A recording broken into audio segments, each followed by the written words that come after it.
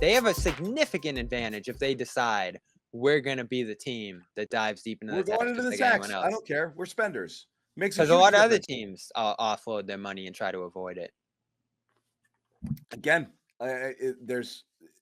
if other teams are trying to cheap out or tank, you've got to be there to capitalize. That's the market. You find that you find that soft spot and you strike. That's where you get better. If you don't have the draft picks and you don't have the young, you don't have the capital, you don't have the young and developing players on your roster right now, you have to throw money at the problem. It's their only advantage. You were alluding to Brad's comments on Thursday, and they were worrisome. Yeah, that's the thing is all when you say, well, you can read it two ways. Brad did say, and Bobby and I are listening in on the the press conference there, that we know what it is, and we've been thinking about it, and if we use it, and we don't know if we'll use it, the TPE, and that was the first time he entertained the possibility of it not being used. And look, I get it. Celtics are in a little bit of pressure because it expires when it does, and teams know that they have to use it or lose it, so they can kind of bully them a little bit. If they're only in negotiations with one team on one player, they can really set the market there, because it's like, if you don't use it, you get nothing. And they have to know that. So Brad has to leave open the possibility, at least publicly, that, hey, shoulder shrug, if it didn't work out, so be it.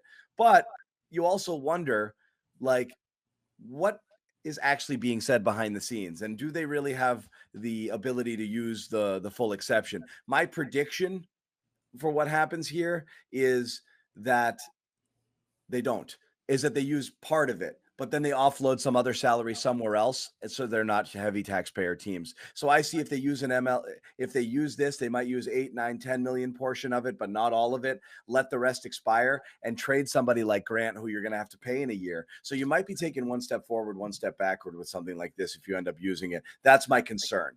And so that's what they're trying to weigh here. Are you just going to take on the salary just for the sake of taking on the salary? I don't think they're going to do that. And if other teams are like, yeah, but you got to give me 3 firsts also, they're probably not going to do that either. So they are not in an awesome position there. Really, all they can do is take on something. You might have to overpay. They got to take on something another team desperately wants to drop. And if they find something that they actually covet, then they're going to have to probably overpay. Yeah, sometimes you just have to. Yeah.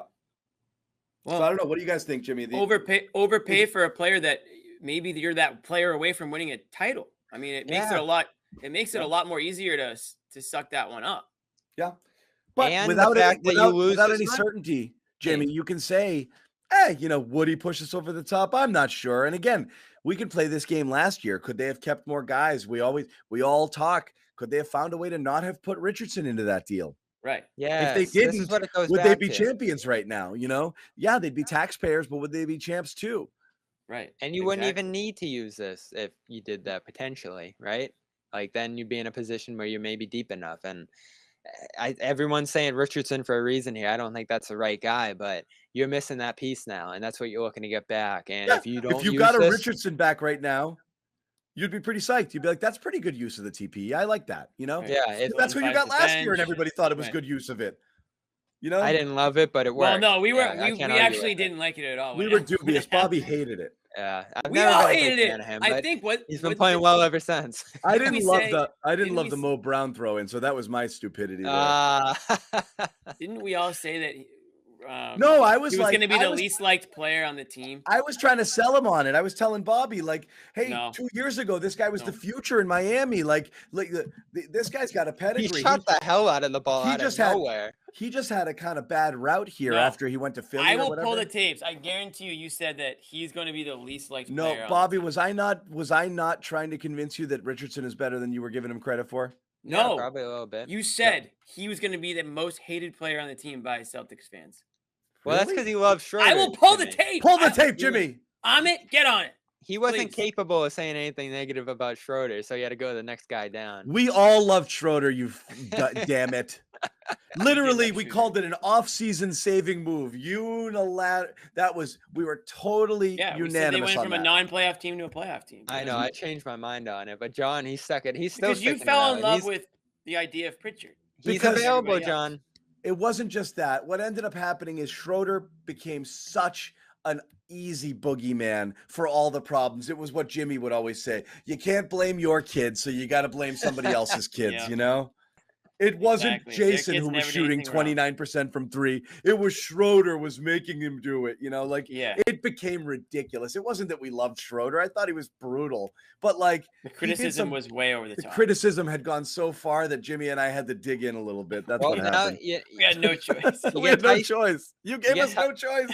You get Tice in that deal, and all of a sudden it's like, can Tice be part of this team's future? So you're still asking a question at that same rotation spot on the team there. That's another one we have to hit on before the season gets out. There's a million different things you could potentially change about this team. It's going to be interesting if they really tinker along the edges or if they just run it back and hope that it rounds out again. That's going to be the biggest swing. And I joke about this. I honestly think, and then Bobby, you and I argued about this. Kemba? Don't do this, John. Just listen. I do not care for Kemba Walker to return here, but I believe that if you made the Kemba deal and got the 13th pick in the draft and Kemba, that you'll get more out of the TPE than you would get with what they're actually going to do with the TPE. That was a free draft pick.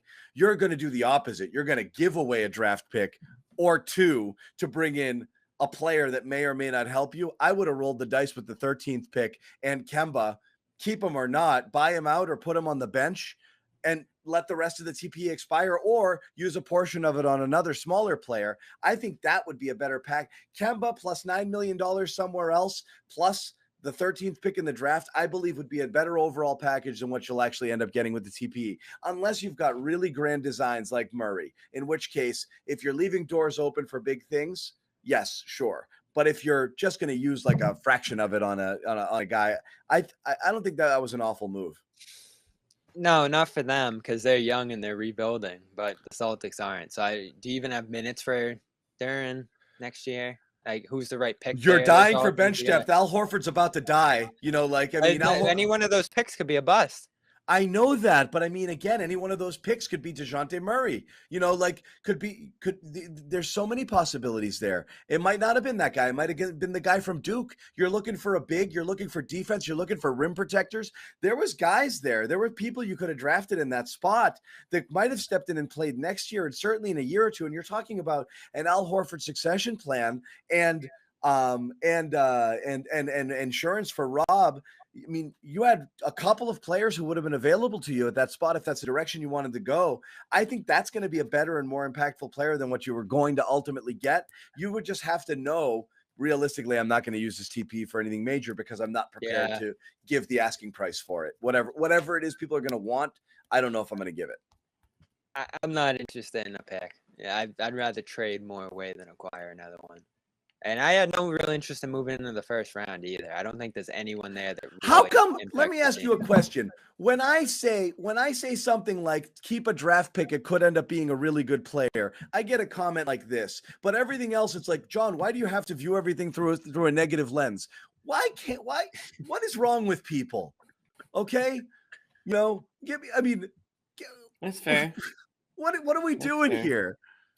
Bobby was just very negative about draft picks. Bobby took. Oh my God, John, you're being so negative. Hey, the Celtics could draft a really good player at 13. John, what the hell? They could also be Neesmith. Hey, remember? Well, they suck at drafting, John. So it's they don't suck at drafting. It's a new guy.